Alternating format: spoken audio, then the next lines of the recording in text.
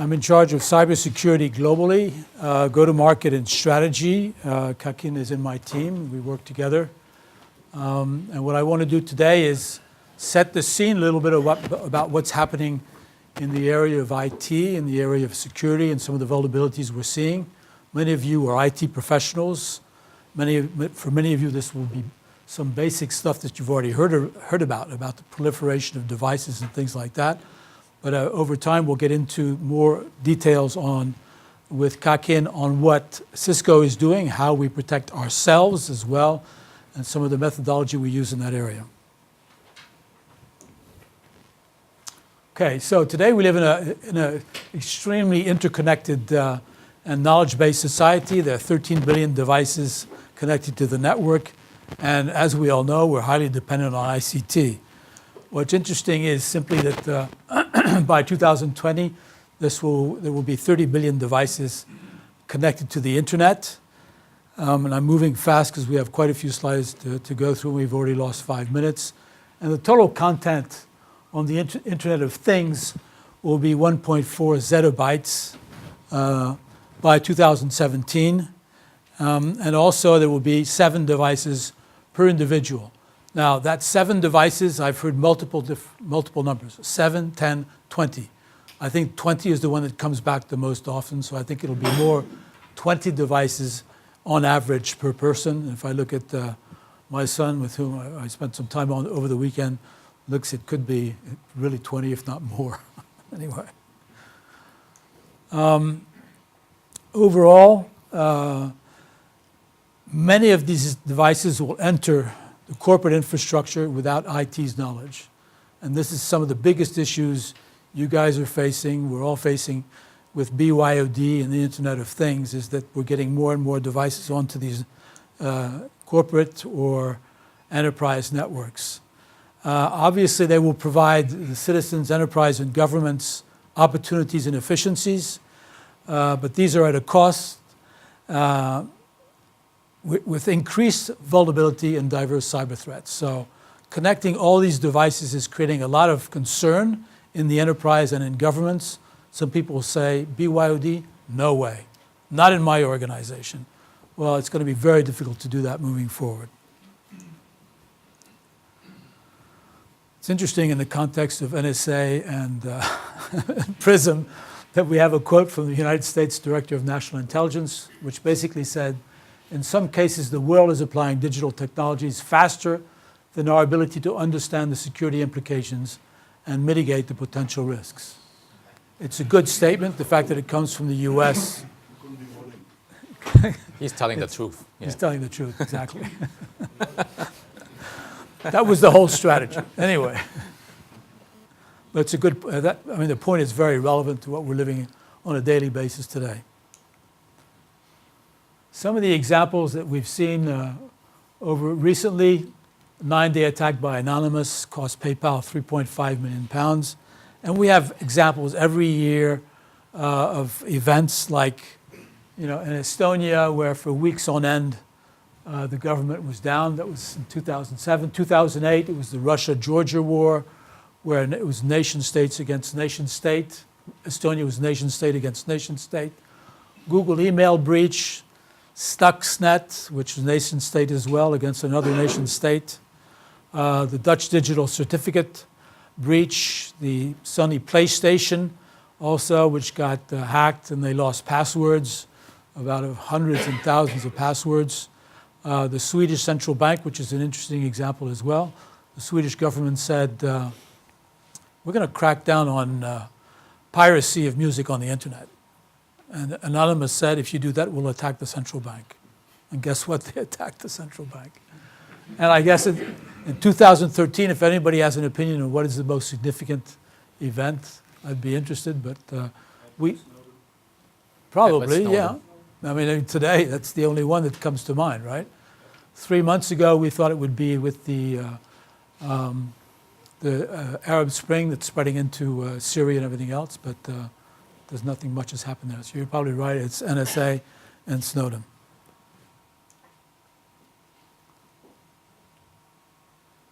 Overall, and usually technology companies start with this slide, There's now a growing sense of fatalism. It's no longer if or when you get hacked. But the assumption is that you've already been hacked with a focus on minimizing the damage. And we believe in Cisco, and Kakin will talk about that to minimize the damage, you need to have intelligence. The more intelligence you have, the more sources of intelligence you have, the better off you are to respond and recover. So cybersecurity is a global, multidimensional problem. You've got the blurring of threats, more and more difficult to detect and mitigate. You've got BYOD and the Internet of Things. And then you've got the regulatory side, which is also potentially impacting organizations, governments, enterprises. I'm sure you all know that the European Commission is also working on regulation around the Internet. They're trying at least, so it can have a positive and a negative effect. And we don't spend much time on this. In Cisco, we spend a lot of time on this side of the chart, obviously on the technology side, which is here, but on the policy side as well. We have decided in Cisco to use the WEF cybersecurity framework. We find it interesting to, when we talk about cybersecurity, as a technology company, we always have a tendency to look at the threats, the technology here, and the vulnerabilities, and then to go over here on the embedded security. We spent very little time here, values at risk, and on the responses. So it's all about threats. We all understand that. It's about vulnerabilities not only on the technology front, but on processes and people. It's values at risk. What are the values at risk? What are the critical infrastructures you must protect no matter what happens when there's an attack?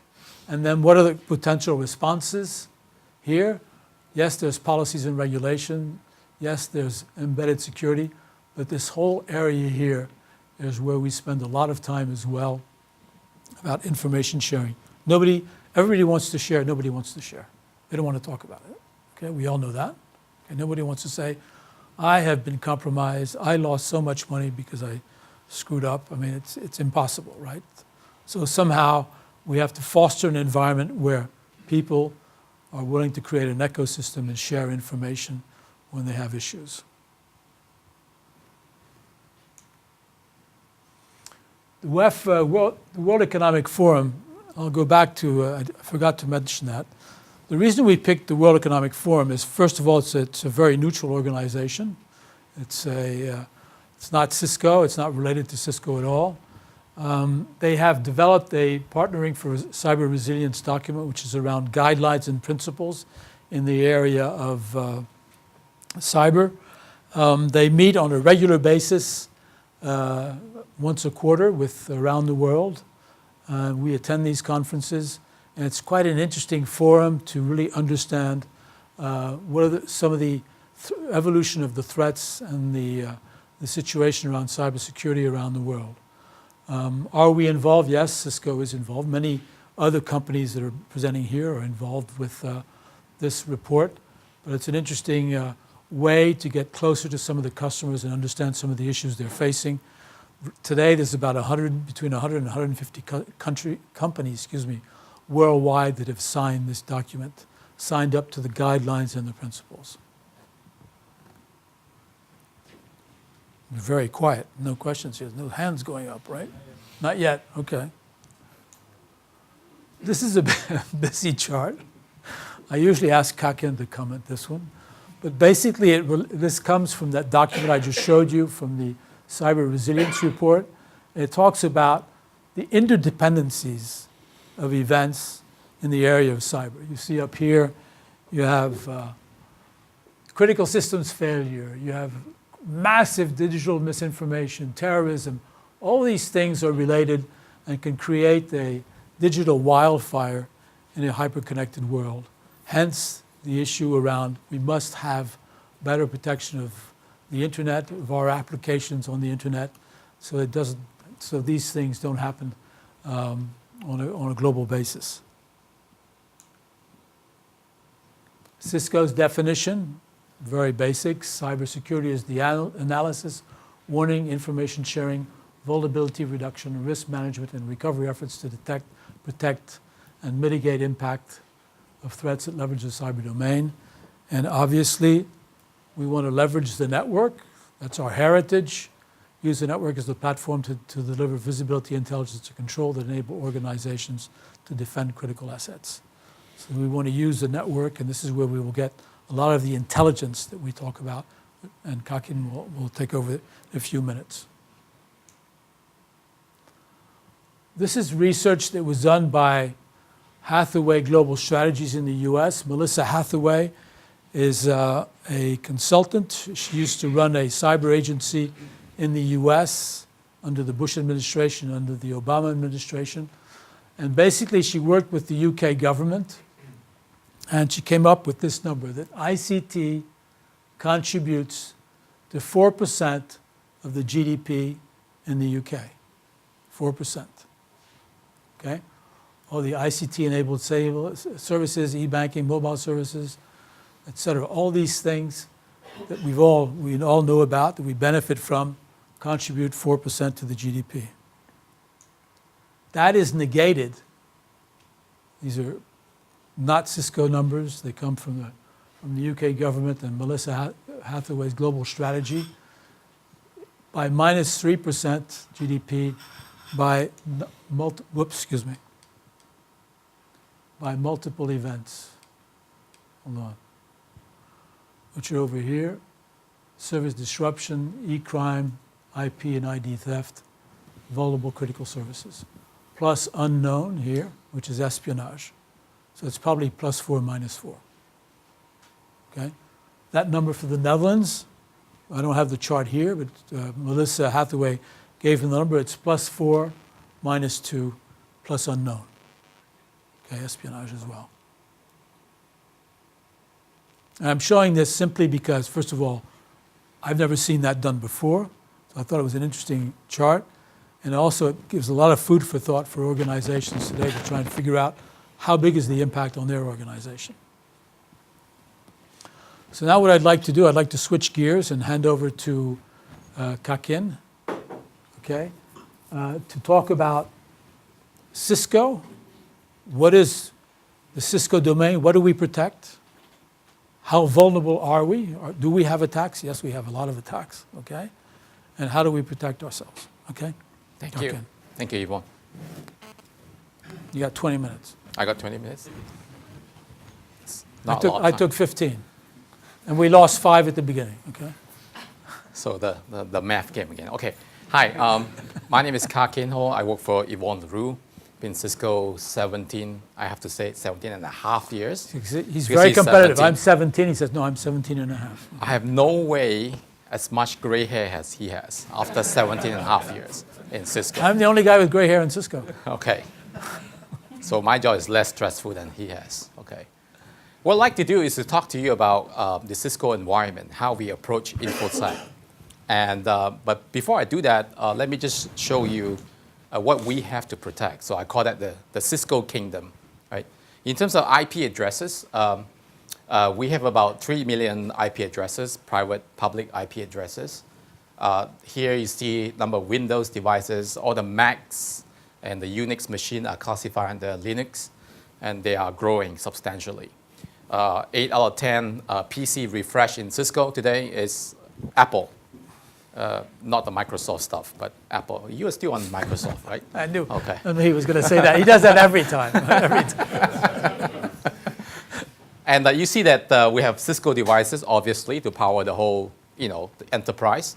And then you got these others there. This is like the, like the projector on the wall that's got an IP address, card reader, those things, that we have to protect. So we call that other.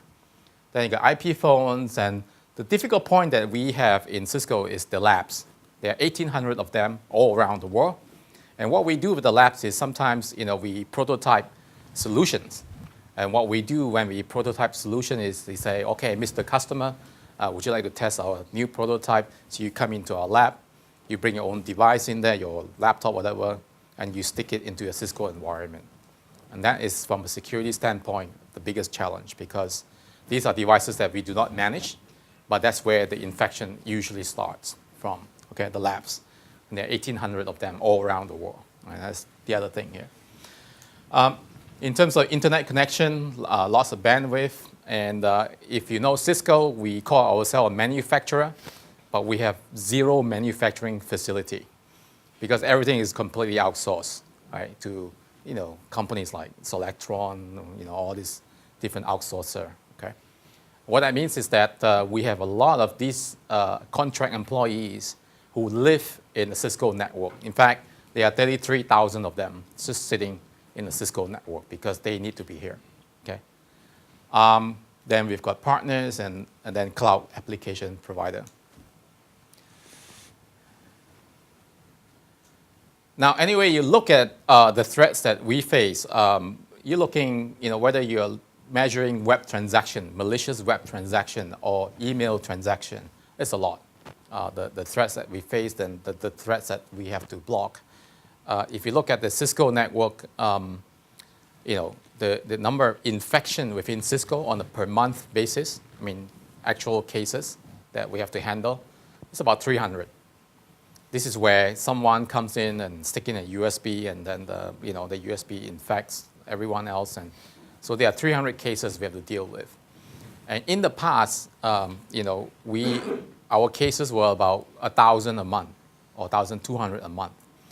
Well, I'm going to talk a little bit about intelligence later on, but when we were able to operationalize the use of intelligence, we were able to bring it down to 300, and that's 300 that we have to chase after, as opposed to 1,200 that we have to do on a monthly basis.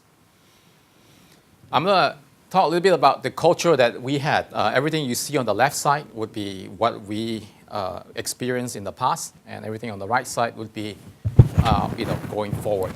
Okay, you think about perspective on security. If you are a security guy in Cisco, let's say everyone thinks of you as a roadblock, because you know why?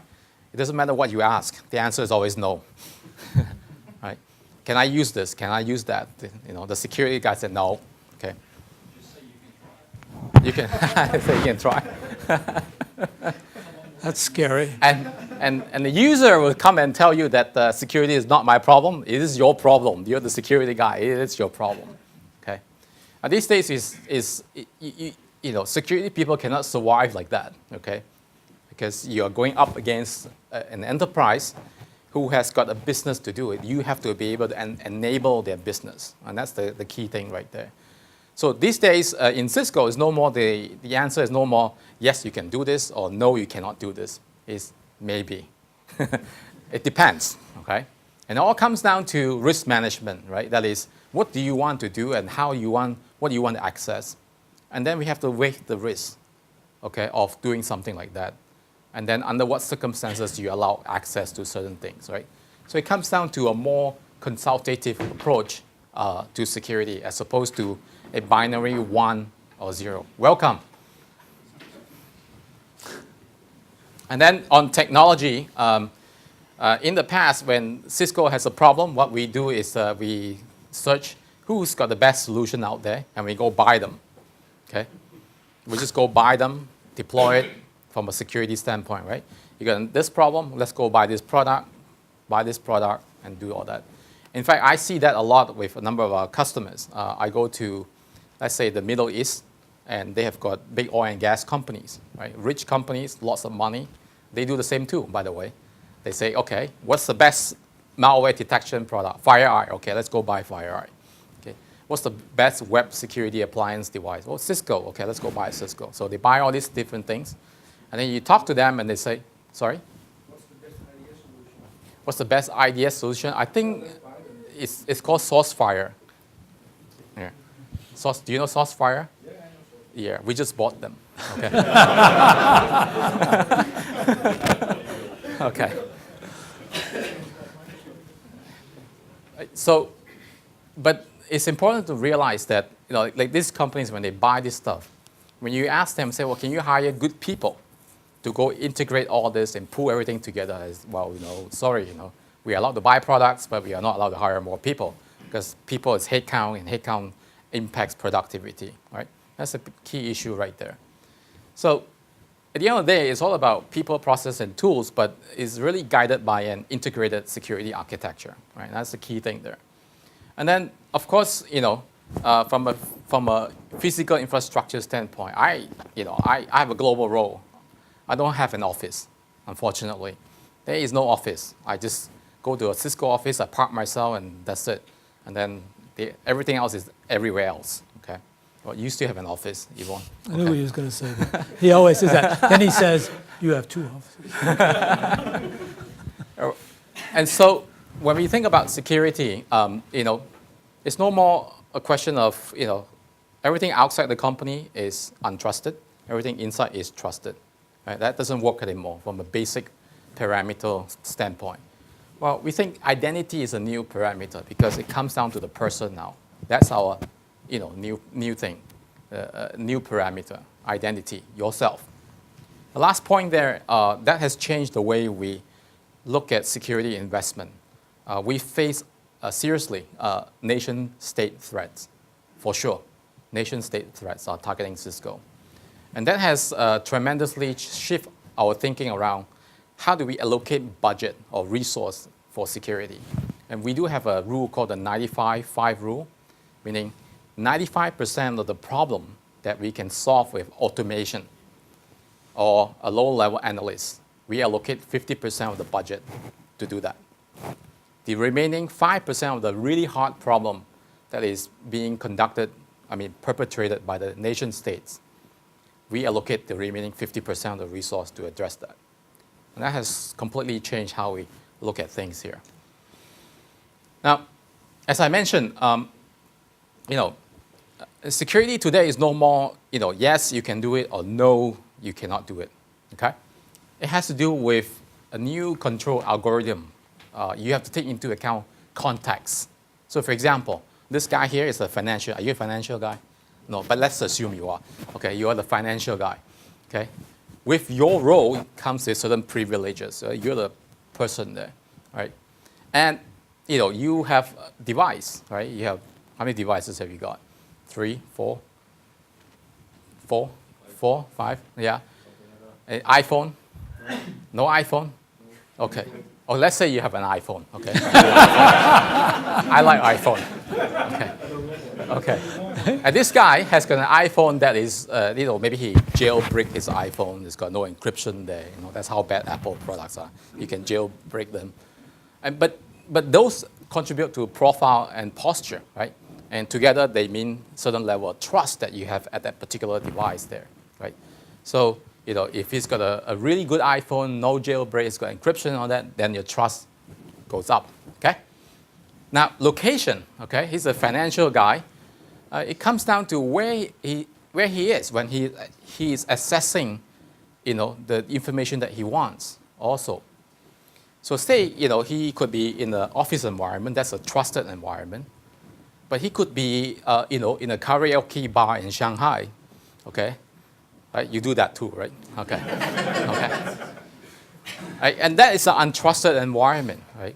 Then the other thing that we have to consider from the context standpoint is what exactly is he assessing, okay? Using his jailbreak iPhone, okay? You don't have one, okay, so that's why I say it. And no encryption from a karaoke bar in Shanghai, okay? And if he's assessing past week or past month's financial data, yes, you can accept the risk that's already out there. But if he's assessing sales data for this week and we are announcing our financial result next week from a karaoke bar in Shanghai, no, right? It comes down to that, right? It's not a binary yes or no anymore. Context is extremely important. The nice thing about what we do is, of course, we consume our own technology.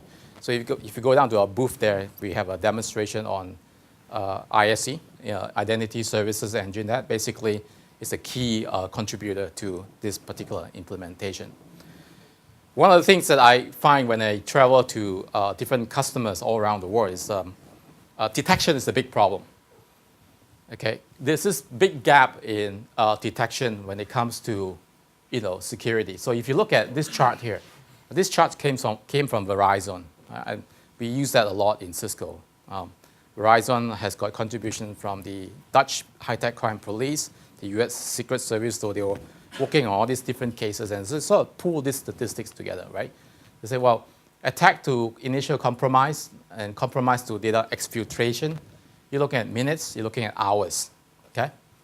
Most customers, when it comes to actually detecting that they have been compromised and then be able to respond and recover to that, well, that takes days, weeks, and months. Very consistent across our customer set. And we got to bring that in right there. Okay, we got to close this gap here. This is the number one problem. Now, the key thing to detection, of course, is that, how do you detect something? Well, you have to collect stuff. You have to collect information. If you don't collect information, then you are not able to collect that. So in Cisco, the key thing that we collect are basically this, like network flows. How many of you are familiar with net flow? Metadata? Yeah, great. How many of you are running line rate net flow or just sample? Okay, you gotta have line rate, right? You're doing line rate? Good for you. Why do you want to do line rate? Sorry? You want To collect everything, right? Yes. Right, metadata, we do that as well. So if you're doing sample, then it's good for traffic management, capacity building. But for security, you really do have line rate net flow. Okay? Why? Because the network sees everything. The network sees everything that goes in and out of the network. So you want to keep a metadata on all the transaction that has been happening in the network. Very low storage requirement, but in Cisco, it's our primary investigation tool. Then you got this thing like IDS and server syslog as well. Was that a 10? Okay, 10 minutes. leave me two, okay? You need two as well? Yeah, Who needs another one? Okay. Okay, so the other things that we also collect would be things that relates to attribution, like sources, DHCP servers, web proxies, firewall logs. So those are the things that we have to collect in order for you to be able to detect something. You got to collect, okay? And just to show you that the kind of net flow data that we collect on a per day basis, this is 13 billion flows per day. This information is a bit old now because we don't do 90-day retention now. It's half a year now, 6 months retention. So you take a net flow, how many? Do you retain net flow for how long? 2 to 3 months? Yeah, at least. Okay, all right. So we used to be doing 2-3 months as well. So we're now at the 6-month retention right now. It will take more than an hour to walk through this, but this is how it works in Cisco in terms of the functional model that we use to arm our investigator. So they are divided into a number of key categories, like prevent, detect, collect, and analyze. But what I want to do is to talk a little bit about, you could have this, but if you are in a reactive mode, meaning, your security operation guys are just waiting in a reactive mode for something to come in, that's not going to work very well for you. I think for you to transform how security operation has to be functioning, it has got to be in a proactive mode. And by proactive, what we mean is that you have to be able to operationalize the use of intelligence. Okay? So in this case, if you look at Cisco, how we do that is that we have 3 classes of intelligence that we take in, and then we learn how to operationalize the use of intelligence, right? The first part of that is very obvious because we make our own products. So we call that the native intel. We have a lot of business unit. They see things happening, and then they feed it back into Cisco, Cisco security team.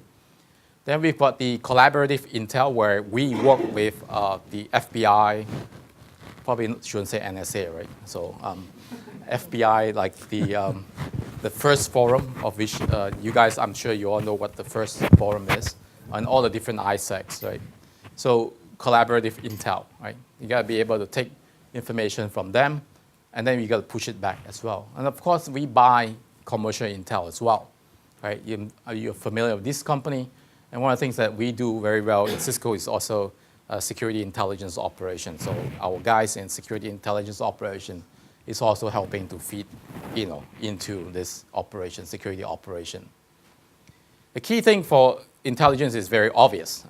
If you have an incident what you do is that, your capacity to operate over time will sort of degrade. That's the red line that you see there. Right? Whether you come back to this line called the normality line or not, depends on what you do. But, you got to bring in a lot of resources to cope and respond and recover from that incident. I've been through a number of these, including the ones in the Middle East, like you heard of Saudi Aramco, and after that there was Qatar Ras Gas, and we got pulled into all this scenario, right? So we see exactly like this, okay? But everything that you want to do is, about intelligence is on the left side, right? Left side.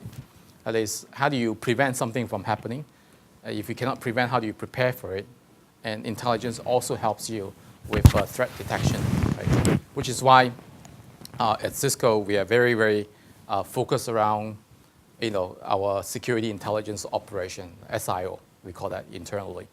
And SIO is really used to power all the products that we sell to you, like the IPS, firewall, ASA, security solution. How many of you have heard of security intelligence operation from Cisco? No? You've not heard about it? Okay, let me just, this is my last slide. How many minutes have I got? 5 minutes, okay. I'll do 3 and leave 2 to you. Thank you. Okay. All right. Very kind. All right. So security intelligence operation has got 3 pillars to it. First part of that has to do with the sensor that we deploy globally. And these are transit sensors, meaning it's got endpoint visibilities. Last count was about 2.5 to 3 million sensors globally deployed. And these are basically a combination of a number of things. First is, when you buy a firewall from Cisco or web security appliance from Cisco, you have an option to turn on what we call a threat telemetry sending information, right, to SIO. So what we see from our customer network, we'll be able to take all that and put it into the cloud. The other sources of information will be the feeds that we get from our partners and the companies that we buy intelligence from. So collectively, they form what we call sensor base. Okay? In the middle part of that is the threat operations center, which is a center where 500 people work. These guys there, they have deep security knowledge. We don't just hire security people. We hire people who's got experience with big data. So we got people who have been doing research on the human genome, for example. And they help us mine all the big data as well. And we also hire people from, people working on customer intelligence, like people like Walmart, a big retail chain in the US. They do a lot of customer analysis, behavioral analysis. So we get people like that as well. And they all sit in the threat operations center. Their main job is to detect threat, come up with a nice algorithm, and produce a countermeasure. The other thing that I want to highlight about Threat Operations Center is that it's all around the world. We got 40 plus languages that we support. So, for you to understand threat, for you to understand what the Russians are doing, there are no Russians here, right? No Russians? Okay. Okay. For you to understand the Russians, what they are doing, you got to have people who speak Russian. For you to understand what the Indonesians are doing, you got to speak Bahasa. I mean, you got to have people who also have that language skill to do that. So these countermeasures then are provided in the form of dynamic updates, and that gets sent to all the Cisco customer network appliances to protect them for emerging threats. Okay. And last slide. Okay. Thanks. Before I go to the last slide, a few comments.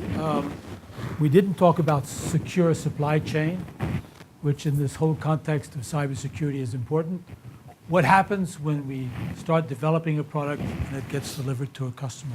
It goes through multiple locations, multiple facilities, software is developed, it goes to a lab, gets shipped to a customer. All these are vulnerable areas where things can be introduced into the products. So there's a whole process, and maybe that can be part of a presentation we do next year, around how do you build a secure supply chain to make sure that you control the manufacturing or the development of a product throughout the whole chain, including scrapping and end of life. First point. Second point is we talked about cybersecurity inside Cisco. The CISO, the Chief Information Security Officer, does not report to the CIO in Cisco. Okay, just so you know. They have common governance. They work together, but they do not. The CISO is not here under the CIO. He's independent. Okay. Another point is we are very eager to spend time with you and share our experiences in the US. And we have people in Europe as well. We have investigators based in Brussels and Hamburg and all over Europe. It's some of these guys that speak the local language who can spend time with you as well on what is their methodology, what are their experiences in some of these investigations. And we'll also, in some selected cases, take people to do internships inside Cisco as well. People say, why do you do that? Is that a sales trick? I can tell you that the guys in the CISO organization have no desire to do any sales tricks. It's simply they want to cast a bigger net. They have more people to talk to. They exchange information, and that's what it's all about, okay? So, conclusion is information security goes far beyond IT system security. It's a corporate topic. Hence, don't cover it in IT isolation. And we're spending more and more time in this area talking about IT at a higher level in organizations now, because there's a little bit of a panic at the CEO level. To be honest, the World Economic Forum helped that. They had a session on cybersecurity. They invited CEOs, and suddenly we're getting all these calls about what the hell do we do now? Are we protected and things like that. Make sure information is on your CEO's agenda, I just talked about. Not as a cost factor, make your organization actively drive information security, not avoid an unknown risk, okay? The level of sophistication of attack seems to grow quicker than most organizations' capabilities, hence the intelligence. You need more and more intelligence. You never get 100% security.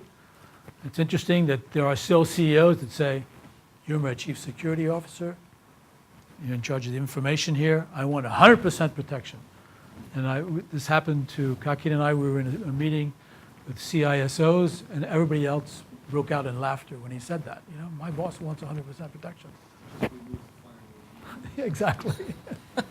So you never get 100%. You can mitigate the risk immensely with common sense and useful technology. Be smart. You can't manage information security alone. Find smart solutions, alliance, and partners. You know, and this is where you've got to, my view is, and people are doing this on an informal basis, either it's formal or informal, build an ecosystem of people you can talk to around you, maybe from your same industry. It's happening in banking. We spent some time this morning with one of our partners, and he talked about the fact that banks are sharing more information among themselves. And finding smart solutions as well as seeing what's going on elsewhere. And partners as well can help. And you can see a lot of information security ideas with pride, but finally you need to define your own corporate information security agenda. And you know, when you talk about cyber, I repeat, it's not about just the technology, it's about the threats, it's about the vulnerabilities, technology, people, and process. It's about critical assets, okay, values at risk, and then it's responses. You've got to have that big picture to develop a really sustainable information security agenda. That's it. Thank you.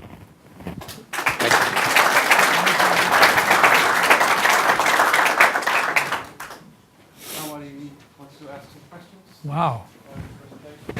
We're on time, right? I mean, not really? They're here for you, so. Okay.